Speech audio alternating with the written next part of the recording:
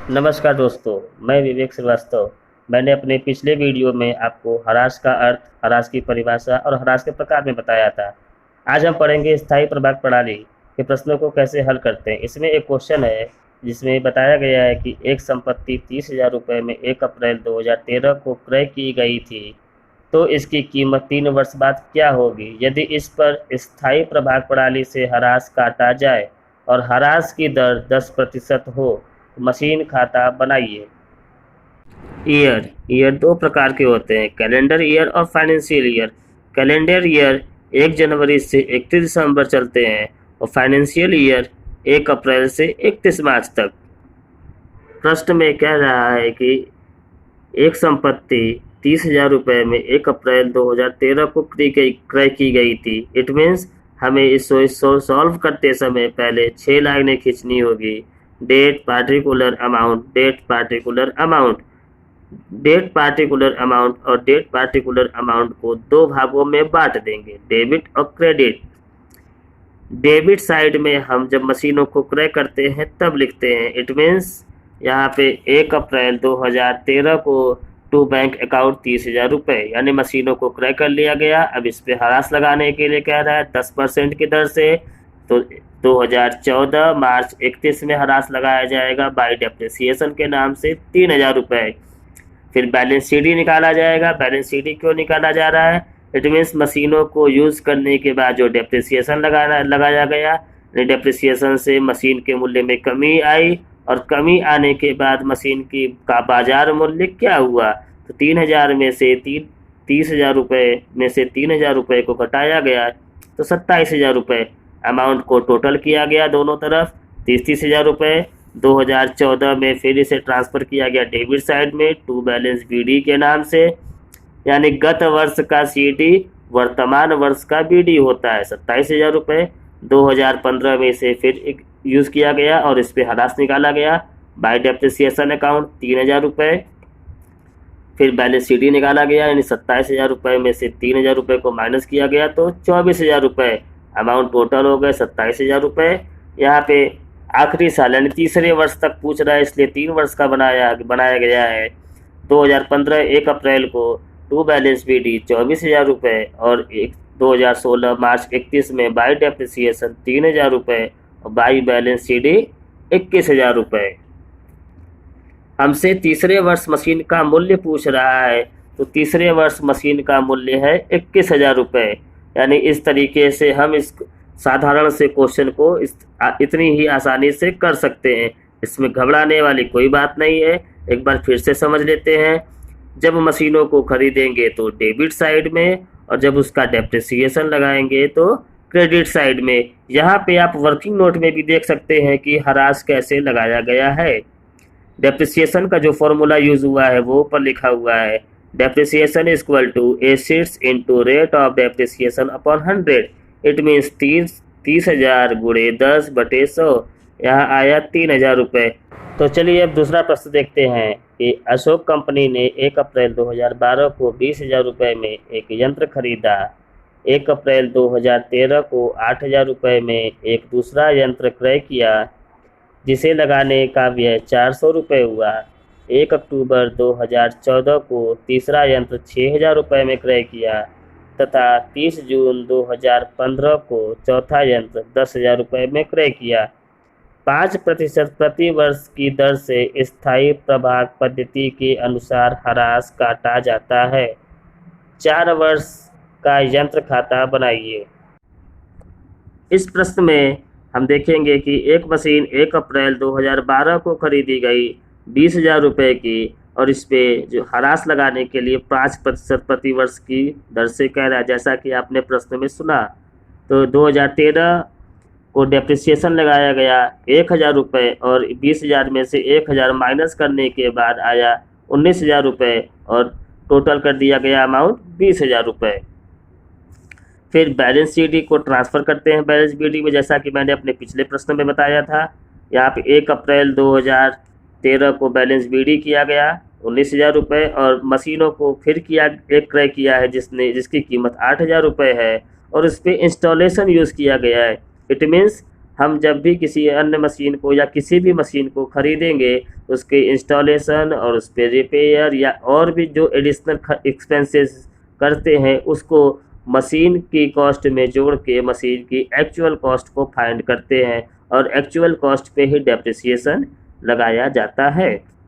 2014 में जब हम डेप्रिसिएशन निकाले तो हमारे पास दो मशीनें थी। पहली मशीन जो 1 अप्रैल 2012 को खरीदी गई थी, जो फर्स्ट लिखा हुआ है, और सेकेंड पे वो मशीन है जो 1 अप्रैल 2013 को खरीदी गई थी। इन दोनों अमाउंट को, यानी पहली मशीन का 1000 और दूसरी मशीन का 420 जोड़ के अमाउंट कॉलम में लिख दिया गया 1420 रुपये। फिर बैलेंस शीट निकाला गया। पहली वाली मशीन 19,000 रुपये की थी। 19,000 रुपये में से 1,000 डेप्रिसिएशन माइनस किया गया 18,000 रुपये, और दूसरी मशीन की कीमत 8,400 रुपये थी। एक्चुअल कॉस्ट में से ही डेप्रिसिएशन को भी माइनस करते हैं, ये भी ध्यान देंगे।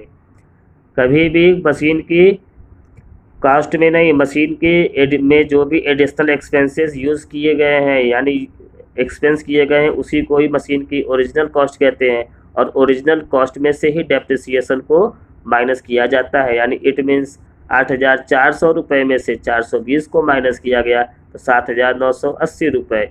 18,000 और 7,980 को ऐड किया गया तो 25,980 रुपये, और अमाउंट टोटल 27,400 रुपये।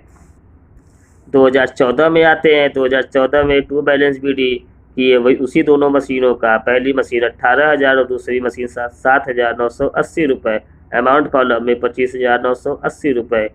इस साल जो मशीन खरीदी गई थी वो 1 अक्टूबर को खरीदी गई थी, जिसकी कीमत 6,000 रुपये थी।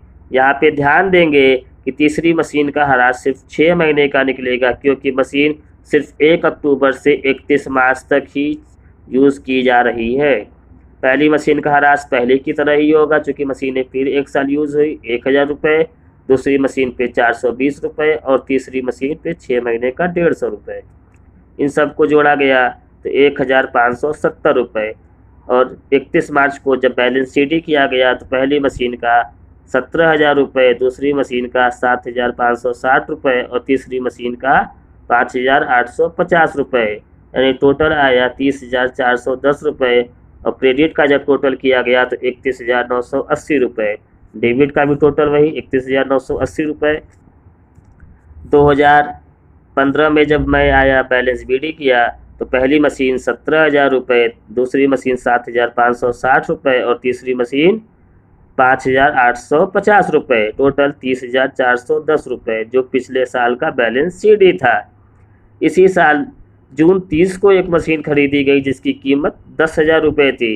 इट मीन्स हमने जो 2015 में 30 जून को मशीन खरीदा उसे सिर्फ हम 9 महीने यूज़ कर रहे हैं, तो 9 महीने का ही हरास लगाया जाएगा। हरास का यही रूल होता है कि मशीन जब तक यूज़ होगी हरास तभी तक लगाया जाएगा। मशीन नहीं यूज़ करेंगे, हरास नहीं लगाएंगे। पहले साल का हरास 1,000 रुपये, दूसरे साल का हरास 420 रुपये और तीसरी मशीन का हरास यहाँ पे 300 रुपये हो गया। क्यों हो गया 300 रुपये? क्यों? क्योंकि मैंने जब पहली बार ख़रीदा था तो सिर्फ 6 महीने यूज़ किए, और जब 2015 में आए तो 1 अप्रैल से 31 मार्च तक यूज़ हो रहा है। यहाँ पे डेट भी देख सकते हैं आप। 1 अप्रैल को बैलेंस बीडी था और 31 मार्च को डेप्रिसिएशन निकाला गया। यहाँ पे 375 रुपये चौथी मशीन का हरास आया। टोटल आया 2,095 रुपये। बैलेंस शीट किया गया। पहली मशीन का 16,000 रुपये, दूसरी मशीन का 7,140 रुपये और तीसरी मशीन का 5,550 रुपये और चौथी मशीन का 9,625 रुपये। इन तीनों को जोड़ा गया तो 38,315 रुपये। प्रश्न में पूछ रहा है कि चौथे वर्ष के अंत में यंत्र का मूल्य क्या होगा, तो यंत्रों का मूल्य है 38,315 रुपये। यहाँ पे एक चीज़ें ध्यान देने लायक है कि हरास हम जो लगा रहे हैं वो सिर्फ बुक वैल्यू पे लगाते हैं। बुक वैल्यू मीन्स जिस मूल्य पे वस्तुओं को क्रय किया जाता है, वस्तुओं के बाजार मूल्य पे नहीं। बाजार मूल्य प्रति वर्ष हरास लगने के कारण घटती रहती है। जैसे पहली मशीन को देखिए, यहाँ 20,000 रुपये, दूसरे वर्ष 19,000 रुपये, तीसरे वर्ष 18,000 रुपये और चौथे वर्ष 17,000 रुपये, पाँचवें वर्ष और घट जाएगा छठवें वर्ष और घट जाएगा और एक समय आएगा कि मशीन का मूल्य शून्य हो। यहाँ पे वर्किंग नोट पे ध्यान देते हैं। डेप्रिसिएशन जो पहले साल लगा वो पहली मशीन यानी 20,000 का 5% 1,000 रुपये फर्स्ट मशीन। सेकेंड ईयर में आया तो सेकेंड ईयर में 8,400 का 5% जो दूसरी मशीन खरीदी गई थी उस पर 420 रुपये। और तीसरे साल 6,000 रुपये का 5% और 6 महीने के लिए। यहाँ पे तीसरी मशीन पे जो हरास लगा है वो सिर्फ 6 महीने के लिए लगा, चूँकि मैंने पहले ही बताया था कि मशीन 1 अक्टूबर को ख़रीदा गया है और यूज़ 31 मार्च तक हुआ है। चौथे साल में आते हैं। चौथे साल में फिर तीसरी मशीन पे हरास निकाला गया। क्यों? क्योंकि यहाँ पे मशीन 1 अप्रैल से 31 मार्च तक यूज़ हुआ है और मशीन के बुक वैल्यू पे निकाला गया है। इट मीन्स मशीन 6,000 रुपये में खरीदी गई थी, जबकि यहाँ देख सकते हैं आप तीसरी मशीन की कीमत 5,850 रुपये है। हम 5,850 रुपये पे हरास नहीं निकालेंगे, हम हरास हमेशा बुक मूल्य पे ही निकालेंगे। चौथी मशीन जो 10,000 रुपये की खरीदी गई थी 5% की दर से 9 महीने का 375 रुपये। तो इस तरीके से ऐसे प्रश्नों को सॉल्व करेंगे। हम अपने अगले भाग में कुछ नए क्वेश्चंस के साथ मिलेंगे। आज के लिए धन्यवाद।